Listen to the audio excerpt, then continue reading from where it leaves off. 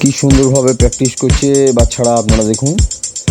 এরা কিছু নতুন আছে, কিছু পুরনো আছে, ডাবল পাঞ্চ করছে এরা।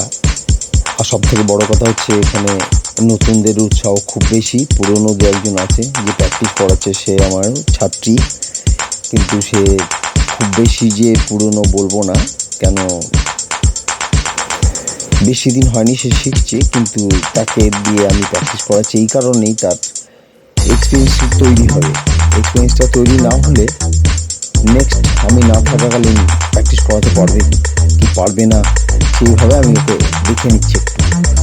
তো এবার যেভাবে প্র্যাকটিস করাচ্ছে আমার তা মনে হয় ওর সাহসটাও আছে, পারফরমেন্সও ভালো আছে, করার ভালো, খুব সুন্দর। লাইক করবেন, সাবস্ক্রাইব করবেন। আর একটা বড় কথা হচ্ছে, যেটা হচ্ছে ওদের উৎসাহটাই হচ্ছে বড় ব্যাপার।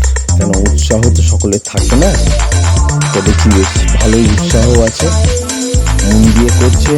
Bye bye.